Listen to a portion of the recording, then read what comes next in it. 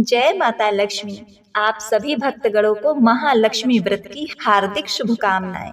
भाद्रपद माह के शुक्ल पक्ष की अष्टमी तिथि को 16 दिनों का महालक्ष्मी व्रत आरंभ होता है।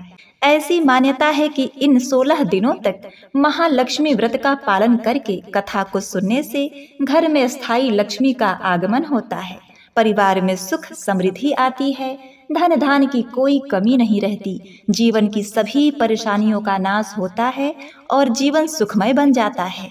इस व्रत का पालन करने से मृत्यु के बाद मोक्ष की प्राप्ति होती है और साधक को जीवन के सारे सुख प्राप्त होते हैं। उसके रोजगार और व्यवसाय में उन्नति होती है, वह खूब तरक्की करता हुआ समाज में खूब नाम कमाता है। तो घर की दुख दारिद्रता दूर करने के लिए, अपार धन संपदा प्राप्ति के लिए 16 दिनों तक शाम को दरवाजे पर घी का दिया जरूर लगाएं। सूर्यास्त के बाद दही खाने से या घर में झाड़ू लगाने से भी लक्ष्मी जी चली जाती हैं। इसलिए ये 2 काम न करें और 16 दिवसीय महालक्ष्मी व्रत कथा का श्रवण करें। महालक्ष्मी व्रत कथा पुराणों के अनुसार प्राचीन समय में एक नगर में एक गरीब ब्राह्मण निवास करता था। वह ब्राह्मण भगवान श्री हरि विष्णु का परम भक्त था। वह हर दिन पूरे विधि विधान के साथ विष्णु जी की पूजा करता था। इसी तरह वह कई सालों तक श्री हरि विष्णु भगवान की पूजा करता रहा। तो उसके नियमित पूजा पाठ से भगवान श्री हरि उस पर प्रसन्न हो गए और उसे दर्शन देकर कहने लगे, हे वत्स, मैं तुम्हारी पूजा पाठ से बहुत प्रसन्न हूँ। तुम मांगो, क्या मांगते हो? मैं तुम्हें वरदान देना चाहता हूँ। तो वह गरीब ब्राह्मण कहने लगा, हे भगवान, आपके दर्शन पाकर मैं तो धन्य हो गया हूँ, पर प्रभु मैं क्या करूँ? मेरे घर में बहुत ही गरीबी है और मैं अपनी गरीबी के चलते बहुत ही दुखी रहता हूँ। तो आप मुझे गरीबी दूर करने का उपाय बताइए, ताकि मेरे घर में भी माँ लक्ष्मी का स्थायी निवास हो और धन धान की कभी कोई कमी ना हो। तब भगवान श्री विष्णु जी ने उस ब्राह्मण से कहा, हे प्रिय ब्राह्मण, मैं तुम्हें इसका एक उपाय बताता हूँ, तुम ध्यान लगाकर सुनना। रोजाना यहाँ मंदिर के सामने एक वृद्ध स्त्री उपले पाथती है, जो स्वयं लक्ष्मी जी हैं। तुम प्रातः काल जाकर उनसे अपने घर आने की प्रार्थना करना। अगर वह तुम्हारी प्रार्थना स्वीकार कर लेती हैं तो तुम्हारे घर में कभी भी किसी चीज की कमी नहीं रहेगी और तुम्हारी सारी गरीबी दूर हो जाएगी। तो ब्राह्मण को यह सब बताकर भगवान श्री हरि विष्णु वहां से अंतर ध्यान हो गए। अब ब्राह्मण तो बहुत खुश हुआ और अपने घर आ गया। दूसरे दिन सुबह जल्दी उठकर पहले स्नान किया, फिर मंदिर में जाकर विष्णु जी का पूजन किया और फिर मंदिर के द्वार पर आकर बैठ गया। कुछ देर बाद उसने देखा कि विष्णु भगवान के कहे अनुसार सच में एक वृद्ध स्त्री वहां पर उपले पाथने आई। तो उसे देखकर वह ब्राह्मण बहुत प्रसन्न हुआ और उनके पास जाकर उन्हें अपने घर आने का निमंत्रण दिया। तो ब्राह्मण ने जब माँ लक्ष्मी जी को अपने घर का निमंत्रण दिया तो वह जान गई कि उसे भगवान विष्णु जी ने ही ऐसा करने के लिए कहा है। तब माँ लक्ष्मी ने उस ब्राह्मण को लक्ष्मी प्राप्ति का उपाय बताया और कहा, हे ब्राह्मण, तुम 16 दिनों तक चलने वाले महालक्ष्मी व्रत का पालन करो। इस व्रत का पालन करने से तुम्हारी सारी मनोकामनाएं पूर्ण हो जाएंगी। और फिर उस व्रत का सारा विधान बतलाकर माता लक्ष्मी जी वहां से अंतर ध्यान हो गईं। माँ लक्ष्मी के द्वारा बताए गए महालक्ष्मी व्रत को उस ब्राह्मण ने पूरी श्रद्धा और भक्ति के साथ किया और फिर 16वें दिन व्रत का उद्यापन करके शाम के समय उत्तर दिशा की ओर मुख करके उसने लक्ष्मी जी का आवाहन किया। तो माँ लक्ष्मी जी उसके व्रत और पूजा पाठ से बहुत प्रसन्न हुई और उसकी सारी मनोकामनाएं पूर्ण की। उसके घर की सारी गरीबी दूर हो गई। अब वह ब्राह्मण अपने जीवन के समस्त सुखों का भोग करने लगा और वह जब जब माता लक्ष्मी का व्रत किया करता था तो उसकी पौराणिक कथा को श्रवण करके ही व्रत का पारण किया करता था। वह कथा इस प्रकार से है। एक समय महर्षि श्री वेद व्यास जी हस्तिनापुर पधारे। उनका आगमन सुनकर महाराज धृतराष्ट्र उनको आदर सहित राजमहल में ले गए। स्वर्ण सिंहासन पर विराजमान कर उनके चरणों से चरणोदक लेकर उनका पूजन किया। व्यास जी के प्रसन्नचित्त होने पर राज रानी गांधारी ने माता कुंती ने हाथ जोड़कर उनसे प्रश्न किया कि हे महाराज, आप त्रिकालदर्शी हैं, तत्वदर्शी हैं। आपसे हमारी प्रार्थना है कि स्त्रियों को कोई ऐसा व्रत, सरल पूजन बताइए जिससे हमारी राजलक्ष्मी, पुत्र सुख, पौत्र, परिवार सदा सुखी रहे। इतना सुनकर व्यास जी ने कहा कि हम ऐसे व्रत का उल्लेख कर रहे हैं जिससे सदा लक्ष्मी जी स्थिर होकर सुख प्रदान करेंगी। यह श्री महालक्ष्मी व्रत है। तब राजरानी गांधारी ने कहा, हे महात्मन, यह व्रत कैसे आरंभ होता है, किस विधान से पूजन होता है, यह विस्तार से बताने का कृपा करें।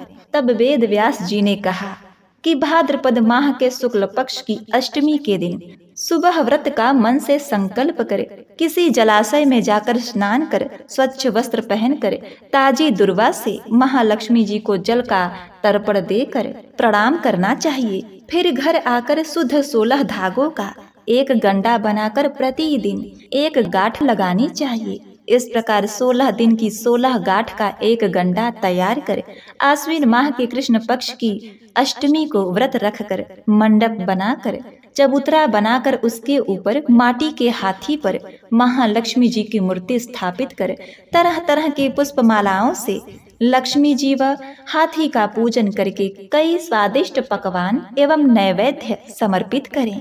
श्रद्धा सहित लक्ष्मी जी का व्रत करने से आप लोगों की राजलक्ष्मी सदा स्थिर रहेंगी। ऐसा विधान बताकर व्यास जी अपने आश्रम को प्रस्थान कर गए।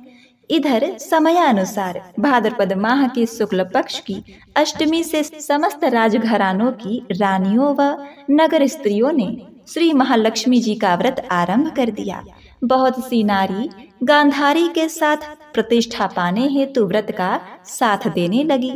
कुछ नारी माता कुंती के साथ भी व्रत को आरंभ करने लगी, पर गांधारी जी द्वारा कुछ द्वेष भाव चलने लगा। ऐसा होते होते 15 दिन व्रत के समाप्त होकर 16वां दिन आश्विन कृष्ण पक्ष की अष्टमी का आगमन हो गया। उस दिन प्रातः काल से नर नारियों ने उत्सव मनाना आरंभ कर दिया और समस्त नर नारी राजमहल में गांधारी जी के यहाँ उपस्थित होकर तरह तरह से महालक्ष्मी जी के मंडप व माटी के हाथी बनाने सजाने की तैयारी करने लगी। गांधारी ने नगर की सभी प्रतिष्ठित नारियों को बुलाने को सेवकों को भेजा, पर माता कुंती के बुलाने पर भी कोई भी नारी उनके यहाँ नहीं आई। उत्सव और वाद्य यंत्रों की धुन गूंजने लगी, जिससे सारे हस्तिनापुर में खुशी की लहर दौड़ गई। माता कुंती ने इसे अपना अपमान समझकर बड़ा रंज मनाया और व्रत की कोई तैयारी न की।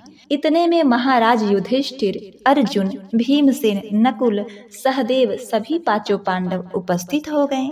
तब माता कुंती को अति गंभीर देखकर अर्जुन ने प्रार्थना की कि हे माता, आप इतनी दुखी क्यों हैं और दुख दूर करने में भी सहायक हो सकते हैं, आप बताइए। तब माता कुंती ने कहा, पुत्र, जाति अपमान से बढ़कर कोई दुख नहीं है।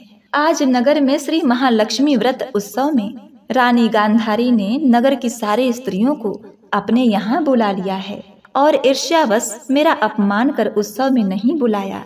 तब अर्जुन ने कहा, माता, क्या वह पूजा का विधान सिर्फ दुर्योधन के ही महल में हो सकता है? आप अपने घर नहीं कर सकती? तब कुंती ने कहा, पुत्र, कर सकती हूँ, पर वह साज सामान इतनी जल्दी तैयार नहीं हो सकता, क्योंकि गांधारी के 100 पुत्रों ने माटी का विशाल हाथी तैयार करके पूजा की सारी सजावट की है। वह ऐसा विधान तुमसे न बन सकेगा और उसके उत्सव की तैयारी आज के दिन भर से हो रही है। अर्जुन ने कहा, माता, आप पूजन की तैयारी कर नगर में बुलावा भेजें। मैं ऐसा हाथी पूजन को बुला रहा हूँ जो आज तक हस्तिनापुर वासियों ने न देखा और न पूजन किया है। मैं आज ही इंद्रलोक से इंद्र का हाथी ऐरावत, जो पूजनीय है, उसे बुलाकर तुम्हारी पूजा में उपस्थित कर दूंगा। आप अपनी तैयारी करें। फिर इधर माता कुंती ने सारे नगर में पूजा का ढिढोरा पिटवा दिया और पूजा की विशाल तैयारी करने लगी। तब अर्जुन ने सूरपति को ऐरावत भेजने को पत्र लिखा और एक दिव्य बाण में बांधकर धनुष पर रखकर इंद्रलोक इंद्र की सभा में फेंका। इंद्र ने बाण से पत्र निकालकर पढ़ा तो आश्चर्य से अर्जुन को लिखा कि हे पांडु कुमार, ऐरावत भेज तो दूंगा, पर वह इतनी जल्दी स्वर्ग से कैसे उतर सकता है? तुम उसका शीघ्र उत्तर लिखो। पत्र पाकर अर्जुन ने पत्र में बाणों का रास्ता बनाकर हाथी उतारने की बात लिख पत्र वापस कर दिया। इंद्र ने सारथी को आज्ञा दी कि हाथी को पूर्ण रूप से सजाकर हस्तिनापुर में उतारने का प्रबंध करो। महावत ने तरह तरह के साज सामान से ऐरावत को सजाया। देवलोक की अंबर झूल डाली गई, सुवर्ण की पालकी रत्न जड़ित कलशों से बांधी गई, माथे पर रत्न जड़ित जाली सजाई गई, पैरों में घुंघरू सुवर्ण माड़िका बांधी गई, जिसकी चकाचौंध पर मानव जाति की आंखें नहीं ठहर सकती थीं। इधर सारे नगर में धूम हुई कि कुंती माता के घर देवराज इंद्र का हाथी ऐरावत बाणों के रास्ते पर स्वर्ग से उतरकर पूजा के लिए आएगा। सारे नगर के नर नारी, बालक और वृद्धों की भीड़ ऐरावत को देखने एकत्रित होने लगी। गांधारी के राजमहल में भी इस बात की चर्चा बड़ी चहल पहल पर मच गई। नगर की नारियां पूजन थाली लेकर भागने लगी, माता कुंती के महल में उपस्थित होने लगी। देखते ही देखते सारा महल पूजा करने वाली नारियों से ठसाठस भर गया। सारे नगरवासी ऐरावत के दर्शनों को गली, सड़क, महल, अटारियों पर एकत्रित हो गए। माता कुंती ने ऐरावत को खड़ा रहने हेतु रंग बिरंगे चौक पुरवाकर नवीन रेशमी वस्त्र बिछवा दिए। हस्तिनापुरवासी तरह तरह की स्वागत की तैयारी में फूल, माला, अबीर, केसर हाथों में लेकर पंक्तिबद्ध खड़े थे। इधर इंद्र की आज्ञा पाकर ऐरावत स्वर्ग से बाणों के बनाए रास्ते से धीरे धीरे आकाश मार्ग से उतरने लगा, जिसके आभूषणों की आवाज नगरवासियों को आने लगी। ऐरावत के दर्शन के लिए नर नारियों ने जय जयकार के नारे लगाना आरंभ किए। ठीक सायंकाल ऐरावत माता कुंती के महल के चौक में उतर आया। समस्त नर नारियों ने पुष्पमाला, अबीर, केसर को चढ़ाकर हाथी का स्वागत किया। महाराज धौम्य पुरोहित द्वारा ऐरावत पर महालक्ष्मी जी की मूर्ति स्थापित करा के वेद मंत्रों द्वारा पूजा की गई। नगरवासियों ने लक्ष्मी पूजा का कार्य करके ऐरावत की पूजा की। फिर तरह तरह के मेवा, पकवान ऐरावत को खिलाए गए। ऊपर से जमुना का जल पिलाया गया। फिर तरह तरह के पुष्पों की ऐरावत पर वर्षा की गई। पुरोहित द्वारा अनेक वैदिक मंत्र पढ़े गए। व्रतधारी नारियों द्वारा लक्ष्मी जी का पूजन विधि विधान से कराया गया। कुंती ने व्रत के डोरे के गंडा में 16वीं गांठ लगाकर लक्ष्मी जी के सामने समर्पण किया। ब्राह्मणों को पकवान, मेवा, मिठाई देकर भोजन की व्यवस्था की गई। तब वस्त्र, द्रव्य, सुवर्ण, अन्न, आभूषण दे करके ब्राह्मणों को संतुष्ट किया। तत्पश्चात सभी व्रती नर नारियों ने महालक्ष्मी जी का दीपक जलाकर प्रेम पूर्वक पूजन कर आरती आरंभ की। मधुर संगीत लहरियों के साथ भजन कीर्तन कर संपूर्ण रात्रि महालक्ष्मी जी के व्रत का जागरण किया। दूसरे दिन प्रातः काल राजपुरोहित द्वारा वेद मंत्रोच्चारण के द्वारा जलाशय में महालक्ष्मी जी की मूर्ति का विसर्जन कर दिया गया। फिर ऐरावत को विदा कर इंद्रलोक को वापस भेज दिया गया।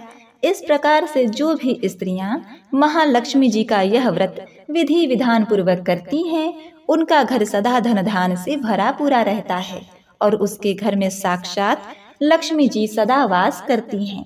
आज के बाद पूजा करने के बाद, इस कथा को सुनने के बाद इस मंत्र का श्रद्धा और सामर्थ्य के अनुसार जाप करना चाहिए। यह मंत्र है: महालक्ष्मी नमस्तुभ्यं, नमस्तुभ्यं सुरेश्वरी, हरिप्रिया नमस्तुभ्यं, नमस्तुभ्यं दयानिधे। श्री महालक्ष्मी माता के अनेक रूप तथा नाम हैं। भूतल में छाया, शक्ति, तृष्णा, शांति, जाति, लज्जा, श्रद्धा, कांति, वृत्ति, स्मृति, दया, तुष्टि, माता, अधिष्ठात्री एवं लक्ष्मी के रूप में स्थित हैं। उन्हें हम प्रणाम करते हैं। कैलाश पर्वत पर पार्वती, क्षीर सागर में सिंधु कन्या, स्वर्गलोक में महालक्ष्मी, भूलोक में लक्ष्मी, ब्रह्मलोक में सावित्री, ग्वालों में राधिका, वृंदावन में रासेश्वरी, चंदन वन में चंद्रा, चंपक वन में गिरिजा, पद्म वन में पद्मा और मालविका वन में मालती, कुंदन वन में कुंदती, केतकी वन में सुशीला, कदम्ब वन में कंदमाला, राजप्रसाद में महालक्ष्मी और घर घर में गृहलक्ष्मी इन विभिन्न नामों से पहचानी जाती हैं। भारतवर्ष के सौराष्ट्र देश में द्वापर युग की यह कहानी हुई है। सौराष्ट्र में उस समय भद्रसर्वा नाम के राजा थे। वे बड़े पराक्रमी राजा थे। 4 वेद, 6 शास्त्र, 18 पुराणों का उन्हें ज्ञान था। उनकी रानी का नाम सुरत चंद्रिका था। रानी देखने में सुंदर और सुलक्षणा थी तथा पतिव्रता थी। उन दोनों को 7 पुत्र तथा उसके बाद एक कन्या का वरदान मिला था। कन्या का नाम श्यामबाला था। एक बार महालक्ष्मी जी के मन में आया कि जाकर उस राजा के राजप्रसाद में रहें। इससे राजा को 2 गुनी धन दौलत की प्राप्ति होगी और वह इस धन दौलत से अपने प्रजा को और सुख दे पाएगा। गरीब के घर अगर रहे और उसे धन दौलत प्राप्त हो तो वह स्वार्थी की तरह केवल अपने ऊपर ही खर्च करेगा। यह सोचकर महालक्ष्मी जी ने बूढ़ी ब्राह्मणी का रूप धारण किया। हाथ में लाठी लिए लाठी के सहारे राजा के द्वार तक पहुंची। यद्यपि उन्होंने बूढ़ी औरत का रूप धारण किया था, पर उनके चेहरे पर देवी का तेज था। उन्हें देखते ही एक दासी सामने आई। उसने उनका नाम, धाम, काम, मोक्ष पूछ डाला। वृद्ध ब्राह्मणी का रूप धारण की हुई माता लक्ष्मी ने कहा, बालिके, मेरा नाम कमला है। मेरे पति का नाम भुवनेश्वर है। हम द्वारिका में रहते हैं। तुम्हारी रानी पिछले जन्म में एक वैश्य की पत्नी थी। वह वैश्य गरीब था। दरिद्रता के कारण हर रोज घर में झगड़े होते थे तथा उसका पति रोज उसे मारता था। इस बात से तंग आकर वह घर छोड़कर चली गई तथा वन वन में खाली पेट भटकने लगी। उसकी इस दुर्दशा पर मुझे दया आई। तब मैंने उसे सुख संपत्ति देने वाली श्री महालक्ष्मी की कथा सुनाई। मेरे कहने पर उसने श्री महालक्ष्मी का व्रत किया। श्री महालक्ष्मी प्रसन्न हुई। उसकी गरीबी दूर हो गई। उसका घर संसार दौलत संतति संपत्ति से भर गया। बाद में पति पत्नी दोनों परलोक सिधारे। लक्ष्मी व्रत करने के कारण वे लक्ष्मी लोक में रहे। उन्होंने जितने साल महालक्ष्मी का व्रत किया उतने हजारों साल उन्हें सुख भोग मिला। इस जन्म में उनका जन्म राजघराने में हुआ है, परंतु वह श्री लक्ष्मी का व्रत करना भूल गई है। उसे यह याद दिलाने मैं यहाँ आई हूँ। बुढ़िया की बातें सुनकर दासी ने उन्हें प्रणाम किया तथा श्री महालक्ष्मी का व्रत किस तरह किया जाए इस बारे में पूछा।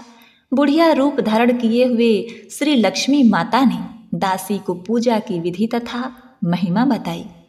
इनके बाद दासी माता को प्रणाम करके रानी को बताने अंदर चली गई। राज वैभव में रहते हुए रानी को अपने ऐश्वर्य का बड़ा ही घमंड हो गया था। संपत्ति तथा अधिकार की वजह से वह उन्मत्त हो गई थी। दासी द्वारा बताई गई बुढ़िया की बातें सुनकर वह आग बबूला होकर राजद्वार पर आकर बुढ़िया रूपी श्री महालक्ष्मी पर बरस पड़ी। उसे यह मालूम नहीं था कि महालक्ष्मी माता बुढ़िया का रूप धारण किए द्वार तक आई हैं। प्रिय भक्तगणों, परंतु रानी का इस कदर रूखा बर्ताव तथा अपना अनादर देखकर माता लक्ष्मी ने वहां ठहरना ठीक न समझा। वे वहां से चल पड़ी।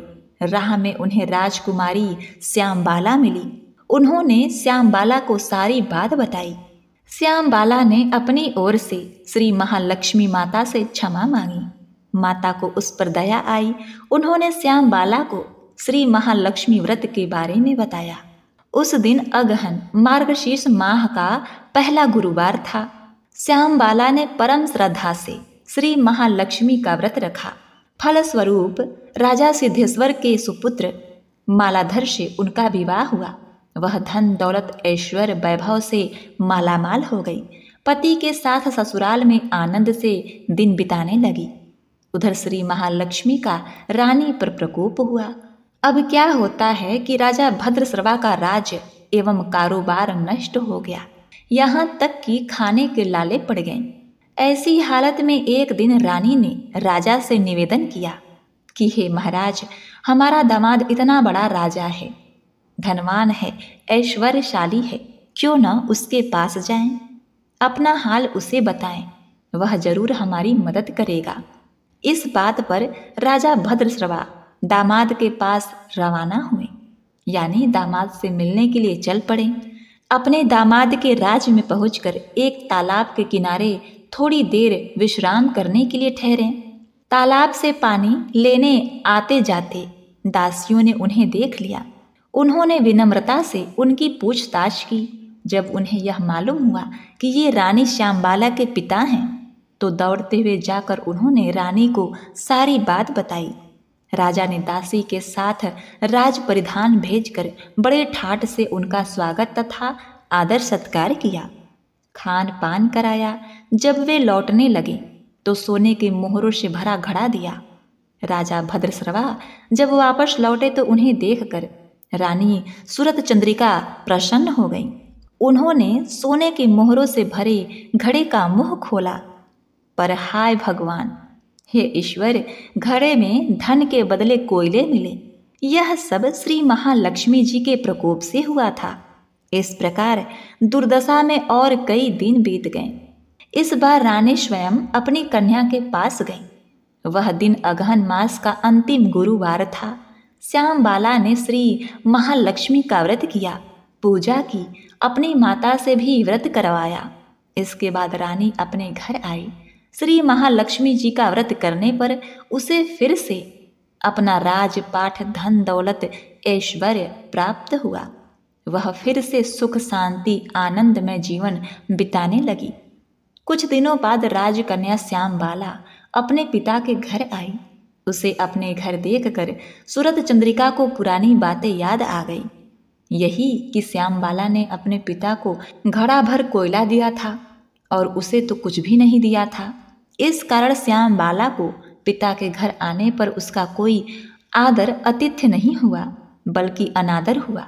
पर उसने इस बात का बुरा नहीं माना। अपने घर लौटते समय उसने पिता के घर से थोड़ा नमक ले लिया। जब वह अपने घर लौटी तो उसके पति ने पूछा, हे रानी, आप मायके से क्या लाई हो? इस पर उसने जवाब दिया, वहाँ का सार लाई हूँ। पति ने पूछा, इसका मतलब क्या हुआ?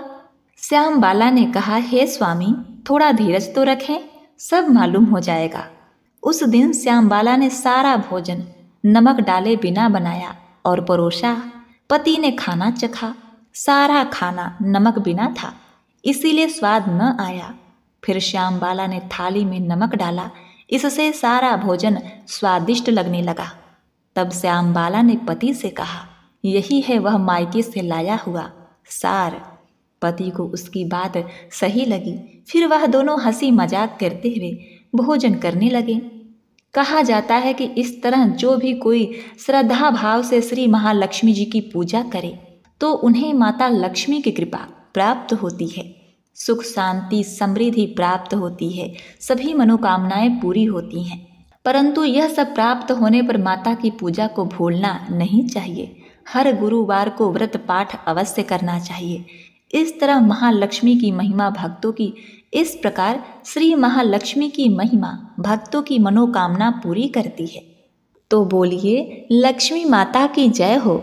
प्रिय भक्तगणों, आइए अब श्रवण करते हैं माँ महालक्ष्मी जी की आरती। ओम जय लक्ष्मी माता, मैया जय लक्ष्मी माता, तुमको निश दिन सेवत हर विष्णु विधाता। ओम जय लक्ष्मी माता, उमा रमा ब्रह्माणी तुम ही जग माता। सूर्य चंद्रमा ध्यावत नारद ऋषि गाता। ओम जय लक्ष्मी माता, दुर्गा रूप निरंजन सुख संपत्ति दाता। जो कोई तुमको ध्यावत रिद्धि सिद्धि पाता।